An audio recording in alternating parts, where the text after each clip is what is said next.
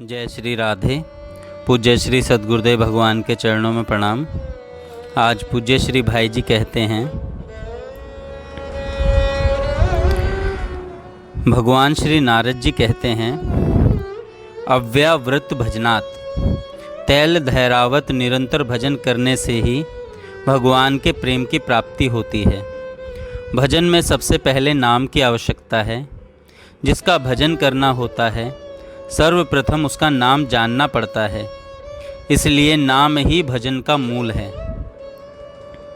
नाम जप के कई प्रकार हैं, जप, स्मरण और कीर्तन। इनमें सबसे पहले जप की बात कही जाती है।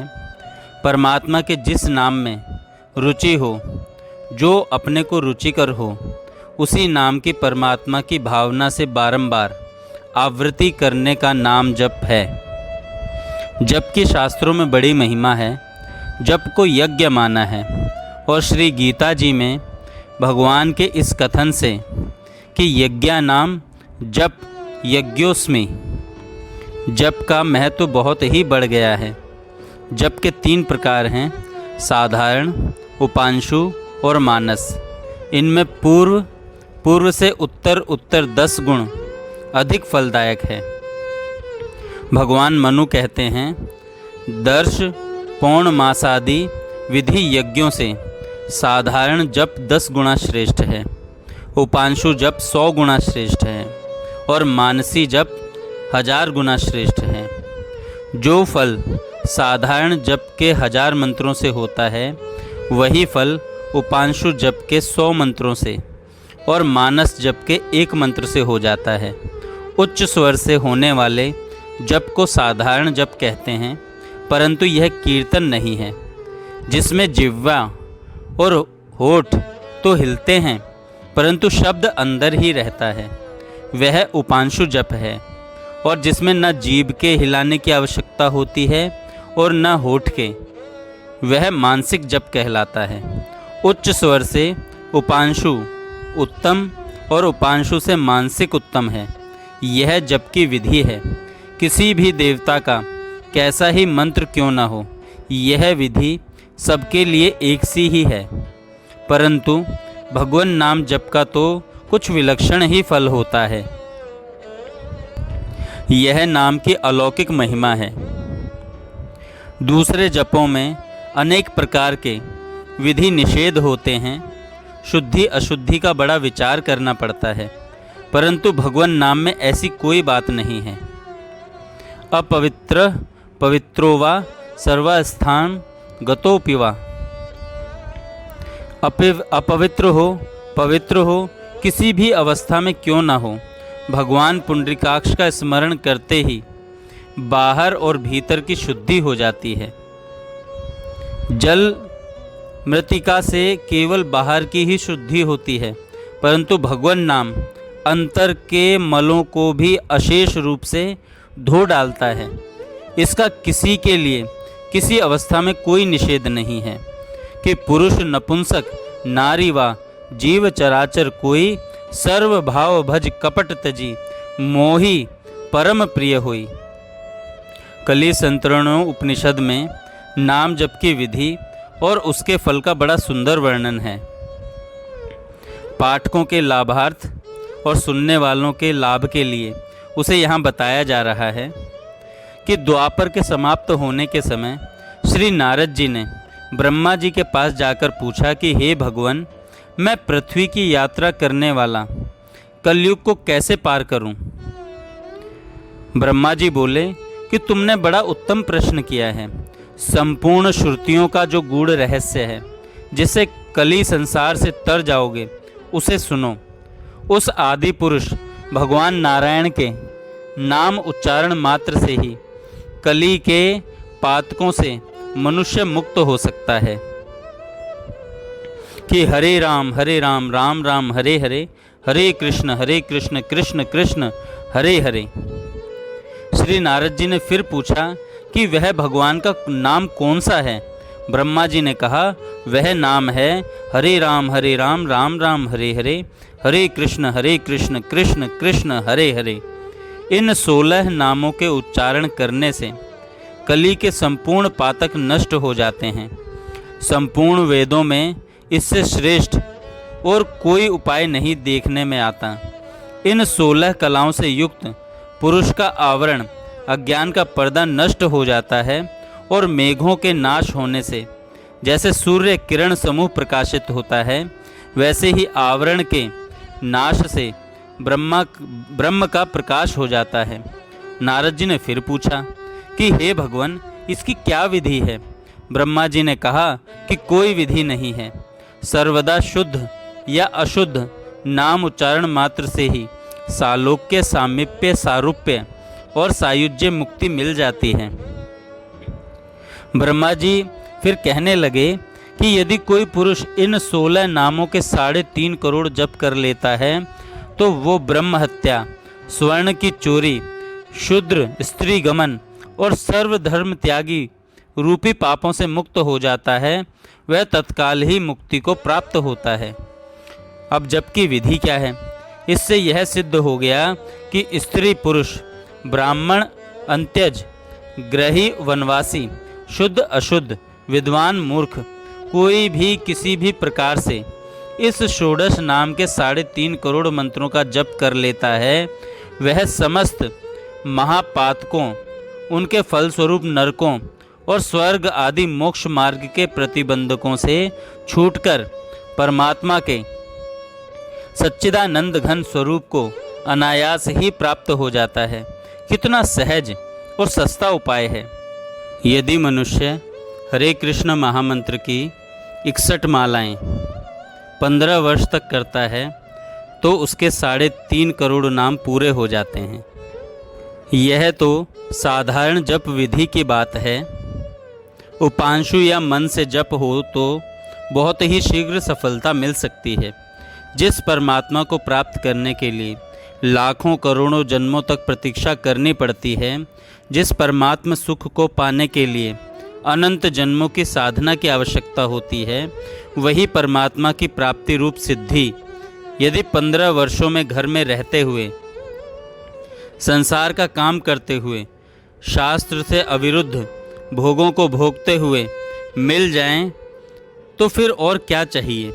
इससे सस्ता सौदा और क्या हो सकता है? हम सारी उम्र बिता देते हैं थोड़े से धन संग्रह करने के लोभ में, जिसका संग्रह होना न होना भी अनिश्चित रहता है। परंतु समस्त धनों का मूल, समग्र धनपतियों का एकमात्र स्वामी, समस्त देव, यक्ष, गंधर्व, किन्नर, पितृ, मनुष्य और राक्षस आदि के कुल धन की जिस अतुल धनराशि के एक अंश के कोटि अंश के साथ भी तुलना नहीं की जा सकती, ऐसा वह परम धन स्वयं यदि 15 वर्ष की श्रद्धा युक्त सहज साधना से अपने अस्तित्व के साथ तुम्हारे अस्तित्व को मिला लेता है, तो बताओ फिर तुम्हें और किस वस्तु की आवश्यकता रह जाती है? जब स्वयं सम्राट का ही पद मिल जाए, तब छोटे छोटे खेत तो उसमें आप ही आ जाते हैं। तुम संसार का मामूली धन चाहते हो, वह सारे खजाने का स्वामित्व ही तुम्हें सौंप देता है। फिर मामूली धन की प्राप्ति के लिए तो कोई गारंटी भी नहीं करता। सब समझदार लोग यूं ही कहते हैं, भाई उद्योग करो, तुम्हारे भाग्य में होगा तो मिल जाएगा। परंतु इस परम धन की प्राप्ति के लिए तो शास्त्र जिम्मा लेते हैं। ब्रह्मा जी स्वयं कहते हैं, इतिहास इस बात की सत्यता का प्रमाण दे रहे हैं। भक्तों की गाथाएं उच्च स्वर से इस ध्रुव सत्य की घोषणा कर रही है। इसके प्रत्यक्ष उदाहरण भी मिल सकते हैं। ऐसी स्थिति में अविश्वास की तो कोई बात ही नहीं रह जाती। लोग कह सकते हैं कि हम घर का काम करते हुए प्रतिदिन इतने मंत्रों का जप कैसे करें? इतने जप में कम से कम 6 घंटे का समय चाहिए। परंतु उनका ऐसा कहना भूल से होता है। यदि हम लोग समय का उपयोग सावधानी के साथ करें तो घर और आजीविका के काम में किसी प्रकार की बाधा नहीं पड़कर भी इतना जप प्रतिदिन हो सकता है। उस देव मंत्र के जप में बाधा आती है जो स्नान कर शुद्ध हो एक समय एक जगह बैठकर किया जाता है। वैसे जप में लगातार इतना समय लगाना कठिन होता है, परंतु इस नाम मंत्र के जप में तो उस तरह की कोई अड़चन नहीं है। चलते फिरते, उठते बैठते, सोते, आजीविका का काम करते, सब समय सभी अवस्था में यह जप हो सकता है। यदि हम लोग हिसाब लगाकर देखें तो दिन रात के 24 घंटों के समय में 6 घंटे निद्रा के बाद देकर बाकी 18 घंटे केवल शरीर और आजीविका के कार्यों में ही नहीं व्यतीत होते। बहुत सारा समय तो असावधानी से व्यर्थ की बातों में जाता है। यदि हम लोग वाणी का संयम करना सीख जाएं, बिना मतलब बिना कार्य के बोलना छोड़ दें, तो मेरी समझ से राजा से लेकर मजदूर तक सबको इतना नाम जप प्रतिदिन करने के लिए पूरा समय अनायास ही मिल सकता है। हम चेष्टा नहीं करते, केवल बहाना कर देते हैं। यदि चेष्टा करें, समय का मूल्य समझें, तो एक क्षण को भी हरि के नाम बिना व्यर्थ नहीं जाने दें। काम के लिए जितने बोलने की आवश्यकता है उतने शब्द बोल दिए, फिर वाणी को उसी नाम जप में लगा दिया। इस प्रकार अभ्यास करते रहने पर तो ऐसी आदत पड़ जाती है कि फिर नाम जप छूटना कठिन हो जाता है। फिर तो साधक को ऐसी प्रबल इच्छा होने लगती है कि 24 घंटे नाम जप ही क्या करूं। उसे थोड़े जप में संतोष नहीं होता।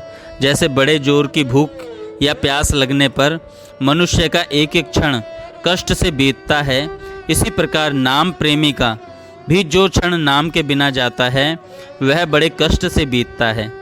जप उसी का नाम है जो संख्या से किया जाता है। जप के 3 प्रकार पहले बताए जा चुके हैं। उनके सिवा साधकों के सुभीते के लिए और भी कई प्रकार बतलाए जाते हैं। जैसे पहला श्वास के द्वारा जप करना, दूसरा नाड़ी से जप करना, तीसरा मानस मूर्ति पूजा की भांति नाम अक्षरों की मन में कल्पना कर उनको बारंबार पढ़ना, चौथा भगवान की मूर्ति की कल्पना कर उस पर नाम अक्षरों की गहनों की तरह कल्पना कर उनकी आवृत्ति करना। अन्य भी कई प्रकार तथा भेद हैं, विस्तार भय से यहाँ नहीं लिखे जाते। उपयुक्त 4 प्रकारों के जप का कुछ खुलासा कर देना आवश्यक है।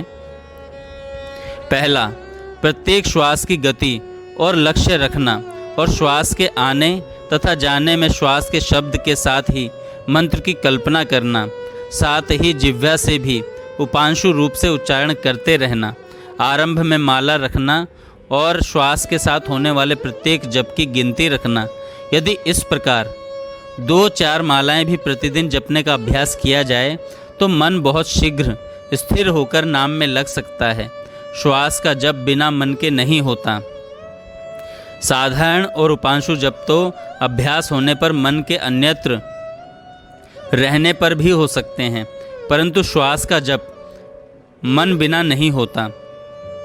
मन नहीं रहता है तो श्वास की गति का ध्यान छूट जाता है, केवल जीभ से जप होता रहता है।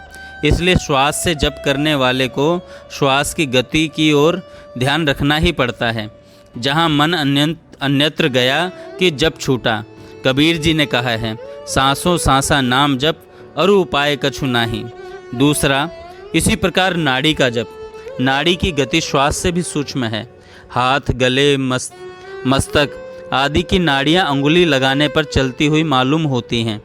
अतः पहल नाड़ी द्वारा जप करने वालों को अंगुलियों से नाड़ी की गति का निरीक्षण करते हुए मन को उस गति की ओर लगाकर नाड़ी की गति के साथ ही उसके प्रत्येक ठपके पर मंत्र की कल्पना करनी चाहिए।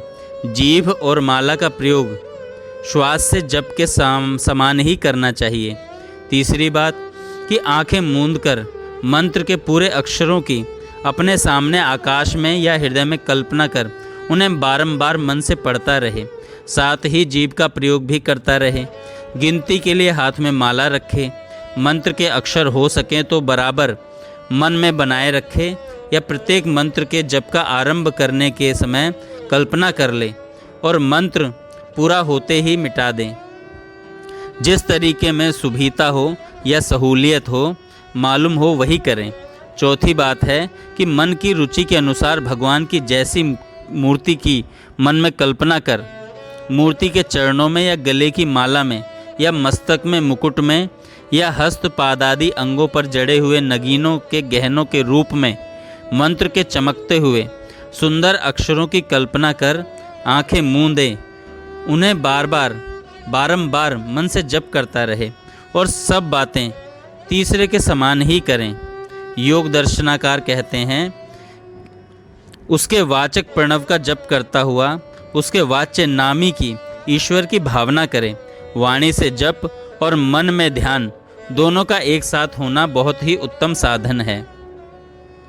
मन में भगवान की मूर्ति का, भगवत भाव का या भगवान नाम का ध्यान स्मरण करते हुए जीभ से जप करना सर्वोत्तम जप है।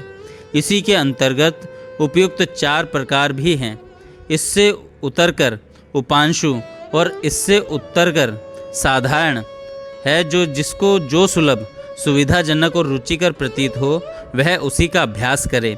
भगवान नाम ऐसी वस्तु है जो किसी भी प्रकार से ग्रहण करने पर मंगल ही करती है। भगवान नाम जप में रुचि या विश्वास होना चाहिए, फिर बेड़ा पार हो जाता है।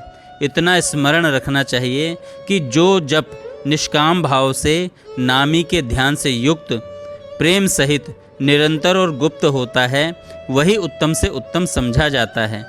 इसलिए यथासाध्य कुछ मालाएं प्रतिदिन जपनी चाहिए।